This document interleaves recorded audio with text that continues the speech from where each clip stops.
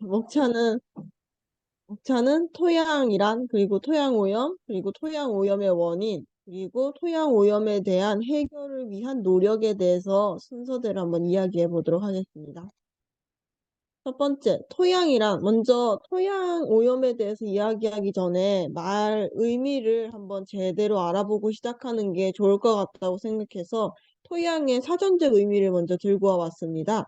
그래서 토양은 쉽게 흙이라고도 불리는 건데 대부분 이 돌이 바람과 비로 인해서 깨져가지고 이게 땅 혹은 땅 근처에 쌓이게 되고 그리고 땅에서 드러난 돌이 또 깨지면서 다른 유기체랑 혼합되고 그리고 이게 화학 반응을 일으키면서 생기게 된 것이라고 이야기하는데요.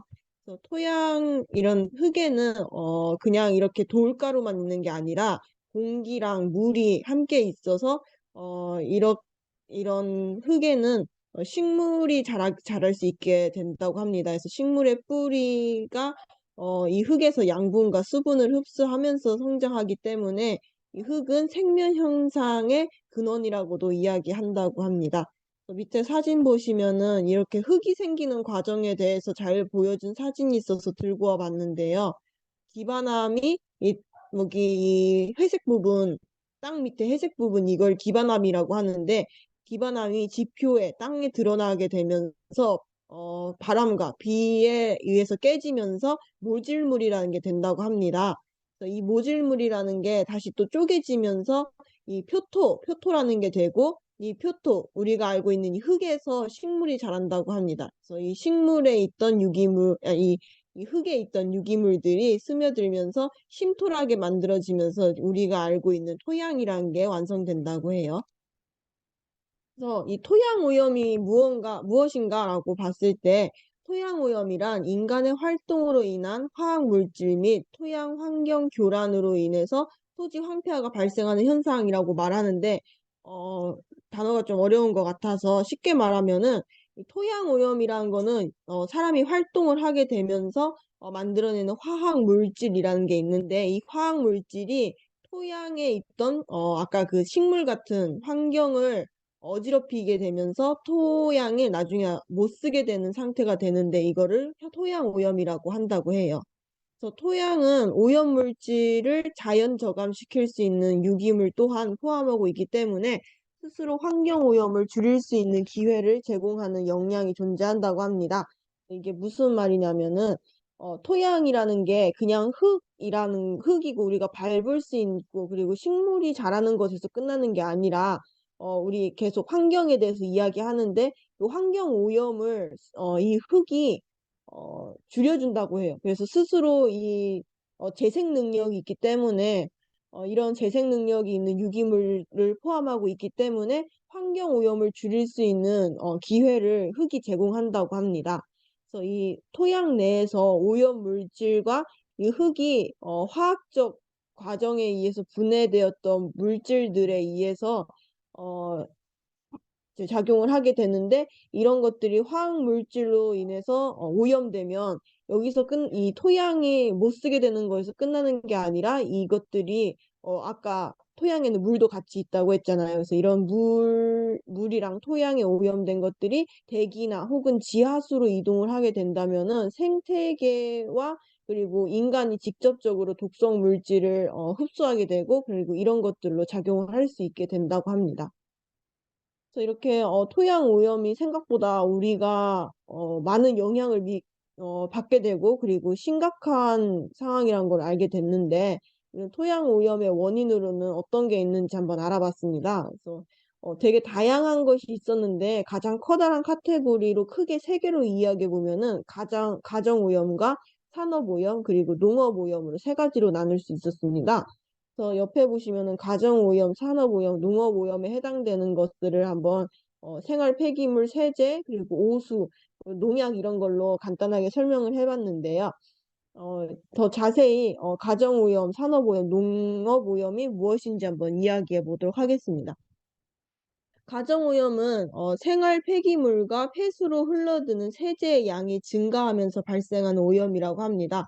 우리가 머리 감거나 그리고 설거지 할 때 세제 같은 것도 쓰고 그리고 샴푸도 쓰고 혹은 옷 빨 때 세제 그러니까 세탁 세제를 쓰잖아요. 그래서 이런 것들의 사용량이 늘어나면서 물이 오염되고 이것들이 밖으로 방류되면서 땅에 그 토양 오염까지 일어난다고 합니다. 그래서 가정에서 사용하는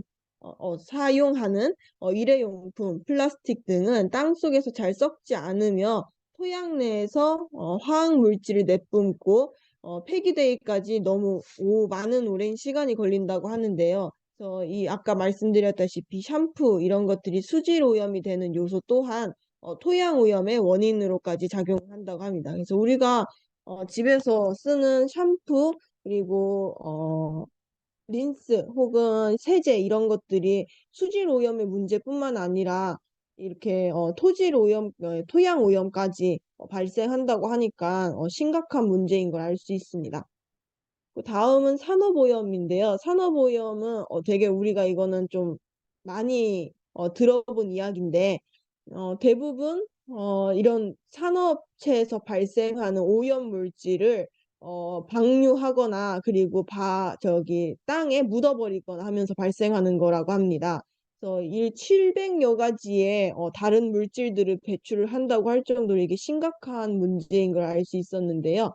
어, 조금 이걸 알아보면서 특이했던 게 그냥 무조건 산업체에서 방류하는 게 잘못된 게 아니라 질소나 인화물이 함유된 유기성 폐수는 토양 오염에 영향을 주지 않는다고 해요. 그런데 중금속이 함유된 폐수의 경우에는 토양 오염에 심각한 요소가 된다고 하니까 이런 부분은 좀 우리가 구분해서 알 필요가 있는 것이라고 생각을 했습니다. 그리고 마지막으로 농업오염인데요. 농업오염은 농업의 집약화에 따라서 대량의 비료 및 농약 사용이 발생했는데 이런 걸로 인해서 오염이 더욱 심해졌다고 합니다. 그래서 농약의 과다 사용은 토양을 산성화시켜서 해충에 대한 농작물의 저항성을 약화시키고 분해되지 않은 농약은 식물체 내에 잔류해서 그 잔류독이 심각한 문제가 된다고 하는데 이게 무슨 말이냐면 농약을 많이 사용하다 보면은 우리가 쓰는 이 토양이 산성화가 된다고 합니다. 그래서 이게 산성화되면은 나중에 우리가 이 토양을 쓸 수 없게 되는데요. 이렇게 토양을 쓸 수 없게 되면은 농작물이 어, 원래는 그냥 냅둬도 잘 자라는 건데, 잘 살아서 크는 건데, 이렇게 산성화되면은 오히려 농작물이 해충에 대해서, 해충을 막지 못한다고 해요. 그리고 해충에 더 취약해지고, 그래서 더 빨리 죽게 된다고 하는데, 그래서 이런 저항성을 약화시키고, 이 농약이 그냥 저항성만 약화시키고 해충을 없애냐 그런 게 아니라, 분해되지 않은 상태로 식물에 계속 쌓이게 된다고 하는데 이 쌓이게 되는 독이 심각한 문제가 된다고 합니다. 토양 오염을 아까 말씀드렸는데 이렇게 토양 오염을 시키는 것 중에 아까 산업 오염에 보면은 질소나 인 같은 것은 문제가 되지 않는다고 했잖아요. 그래서 토양 오염에 문제가 되는 물질로는 뭐가 있나 해서 한번 찾아봤는데 가장 대표적인 것으로 이렇게 세 가지를 한번 찾아봤습니다. 그래서 이 세 가지가 어떤 것이고 왜 문제가 되는지 한번 이야기해 보도록 하겠습니다. 첫 번째는 카드뮴입니다. 그래서 카드뮴은 옆에 보시다시피 이렇게 생긴 물질인데요. 카드뮴은 식물에 의해서 흡수되고 축적될 확률이 높다고 합니다. 이게 무슨 말이냐면 아까 말씀드렸다시피 그 농약을 많이 쓰면은 식물에 이게 쌓이게 된다고 했잖아요. 그래서 이렇게 이 카드뮴이라는 게 그 인체나 식물 안에 쌓이게 되는 거죠. 그래서 이렇게 쌓이게 되면은 나중에는 만성 중독까지 갈 수 있는데 이 만성 중독될 경우에는 사람의 경우 이따이 병이라는 게 발생한다고 해요. 이 이따이 병이 뭐냐고 제가 찾아보니까 사람이 등이 이렇게 굽으면서 온몸이 온몸이 이렇게 계속 구부러드는 병이더라고요. 그래서 이런 병이 발생할 수도 있고 어, 이런 카드뮴이 가장 많이 나오는 것으로는 도금을 한다거나 그리고 엔진에 사용되는 특수 합금이나 그리고 건전지 혹은 TV 브라운관, 우리가 아는 그런, 벽걸이나 이렇게, OLED 이런 TV가 아니라 브라운관이라고 이렇게 뒤에, 볼록하게 튀어나와 있는 TV 있는데, 이런 거에서, 카드뮴이 많이 발생한다고 나와 있었습니다. 그래서, 이렇게 카드뮴이, 많이 축적이 될 경우에는, 철분 대신에 이게 뼈에 흡수가 되면서 칼슘의 흡수를 차단하고 뼈가 쇠약해지면서 나중에는 뼈가 점점 약해지고 골다공증이 생길 수 있다라고 이야기하더라고요. 다음은 수은입니다. 수은은 상온에서는 이렇게 옆에 보시다시피 액체 상태로 있는 철인데요. 그냥 봤을 땐 굉장히 이쁜데 이게 되게 위험성이 있는 물질이더라고요. 이 금속인데 이렇게 상온에서는 물로 있는 이 수은이 생물체에 아까 말 카드뮴처럼 이렇게 농축되는 특징이 있다고 합니다. 그래서 중독될 위험성이 굉장히 높은 물질이라고 하는데 이렇게 중독이 심할 경우에는 미나마타병이라는 게 생기는 신경계통 장애를 유발한다고 합니다. 그래서 이런 수은이 가장 많이 나오는 그러니까 원인이 되는 행동으로는 아까 맨 처음에 말씀드렸던 그 산업 오염 같은 공장 배출수, 공장에서 배출하는 폐수, 오수에서 수은이 많이 나온다고 하고, 그리고 농업 오염에서 말씀드렸다시피 농약 살포, 이런 농약에서도 수은이 많이 존재한다고 합니다. 그리고 수은 온도계, 우리가 왜, 그, 연구실에서 사용하는 온도계 중에 그 수은 이렇게 옆에 보시는 것처럼 저런 색깔로 된 온도계가 있는데 그런 온도계 역시 뭐 수은으로 만드니까 그 수은이 거기서 많이 배출된다고 하고 그리고 우리가 자주 볼 수 있는 전구도 제조할 때 수은이 굉장히 많이 들어간다고 해요. 그래서 이런 부분에서도 배출이 많이 된다는 것을 알 수 있었습니다. 그리고 세 번째는 비소인데 비소는 옆에 보시는 것처럼 굉장히 뾰족뾰족하게 생긴 돌이었어요. 그래서 이 비소라는 게, 주로 삼산화 비소라는 형태로 생산이 되는 물질인데, 주요 배출원으로는 아까 말씀드렸던 이거는 굉장히 농업 오염에서 많이 나오는 물질이더라고요. 그래서 농약에서도 많이 나오고, 살충제, 벌레 죽이는데서도 많이 나오고, 그리고 방부제는 이제 썩지 않게 해주는 그런 물질이잖아요. 그래서 그 썩지 않게 해주는 물질인 방부제에서도 많이 나온다는 점을 알 수 있었습니다. 그래서 이거를 장기간 섭취할 경우에 만성 중독이 일어나면서 수족의 손발의 지각 장애, 그러니까 손발이 이렇게 어, 뭔가 느끼고 이런 걸 할 때 장애가 일어나고 빈혈이 일어나고 그리고 암과 같이 이런 질병 현상을 동반한다고 합니다. 이거는 그러니까 소량 섭취했을 때 쌓였을 때 문제이고 한 번에 120mg 정도 섭취할 경우에는 사망에 이른다고 하니까 굉장히 위험한 물질인 거를 알 수 있겠죠. 마지막으로 이 토양 오염의 해결 방안에 대해서 말씀드리도록 하겠습니다.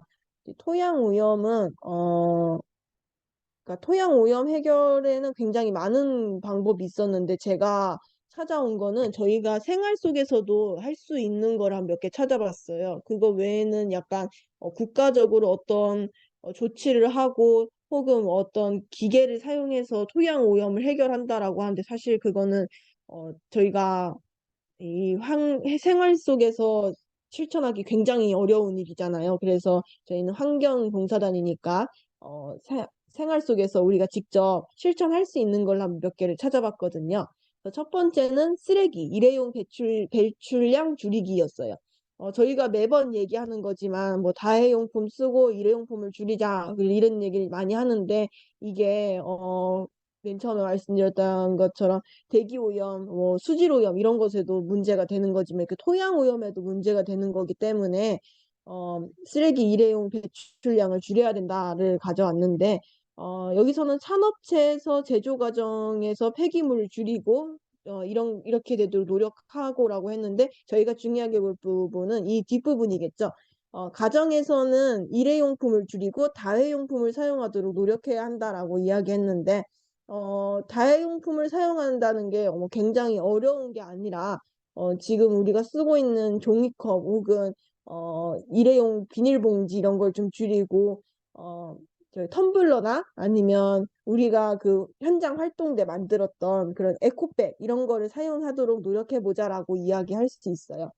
그리고 두 번째는 유기농법 재배인데 이거는 아까 그 농업 오염에서 좀 심각한 부분이 많아서 한번 들고 와봤어요. 그래서 어, 화학 비료나 퇴비를 사용하면은 물론 어, 병충해도 덜 끼고 그리고 상품성이 좋은 생산물을 생산하기 엄청 편하겠지만 이런 화학 비료나 퇴비는 아까 말씀드렸다시피 토양 오염에 문제가 되고 그리고 이게 식물 속에서 쌓이면서 우리 몸에도 문제가 되는 거기 때문에 이런 화학 비료나 퇴비 사용을 자제하고 유기농 농법을 통해서 작물을 재배하면서 자연에서 나는 물질을 통해 자연 퇴비를 사용하도록 노력하는 것이 필요하다라는 것을 이야기할 수 있겠습니다.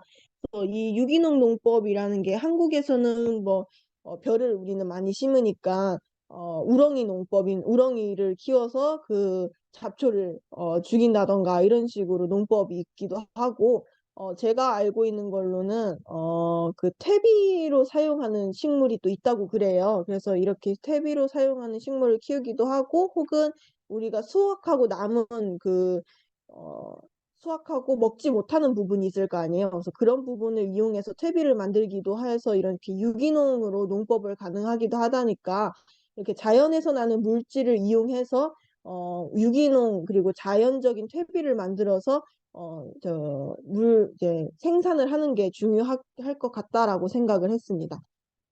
그리고 마지막으로 토양 오염 발견 시 신고하기인데요.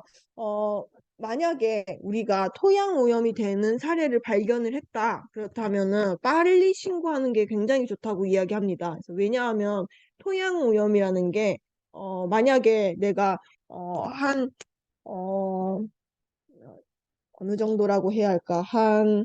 어, 주먹만큼, 주먹 크기만한 오염 물질을 버렸다고 하면은 그게 그 주먹만큼의 크기만 토양 오염이 발생하는 게 아니라 토양 오염은 그 한 부분에서 발생하면 주변으로 굉장히 넓게 퍼진다고 합니다. 그래서 이게 계속 확산된다는 점이 있기 때문에 이렇게 토양 오염이 발생할 것 같은 그런 상황을 발견하게 된다면은 빨리 신고해서 국가에서 이게 더 이상 확대되지 않도록 사례 이렇게 조치를 취하는 것이 굉장히 중요하다고 합니다. 그래서 이런 사례를 발견할 시에 빠른 신고를 통해서 조치를 취하는 것이 중요하고 우리도 이렇게 발견을 하면은 신고를 해야 한다고 생각을 했습니다. 한국에서 이런 사례가 있었나 해서 찾아보니까 한국에는 그 이게 이집트에도 있는지 모르겠는데 한국에는 액젓이라는 게 있어요. 그래서 이게 뭐냐면은 바다에 산 생물, 그러니까 물고기를 잡아서 이걸 간장 형태로 만드는 건데 이게 액젓이라고 하는 건데 이 액젓 중에 까나리라는 생선으로 만든 액젓이 있거든요. 그래서 이 까나리 액젓을 근데 이 회사에서 아직 팔리지 못한 까나리 액젓을 이게 유통기한이 지나니까 이걸 다 갖다 그냥 땅에다 갖다가 묻고 버려버린 거예요. 그래서 이게 토양 오염의 사례로 뉴스에 난 적이 있었는데 이런 식으로 토양 오염이 발생한다면 신고하고 그리고 국가에서 빠른 조치를 취할 수 있도록 도와주는 것이 중요하다고 알게 되었습니다. 이렇게 토양 오염에 대해서 한번 이야기해 봤는데요. 토양 오염이라는 게 굉장히, 그러니까 토양 오염 하나만 있는 게 아니라 수질 오염과도 관련이 있었고, 대기 오염과도 관련이 있었고, 이게 좀 더 나아가서, 인간에게도 심각한 문제가 되는 것이기 때문에, 이렇게 토양에 대한 건강을 지키는 게 굉장히 중요한 것 같다라고 생각을 했습니다. 그래서 이거를 우리도 실천할 수 있는 방법이 굉장히 쉬운 방법, 아까 말씀드렸던 것처럼 일회용품 줄이고 쓰레기 줄이고 이런 식으로 쉬운 방법도 있기 때문에 우리도 생활 속에서 한번 실천해 보는 게 어떨까 생각을 합니다. 감사합니다. 감사합니다. 네, 수고하셨습니다. 감사합니다. 감사합니다. 수고하셨습니다. 너무 잘 들었어요.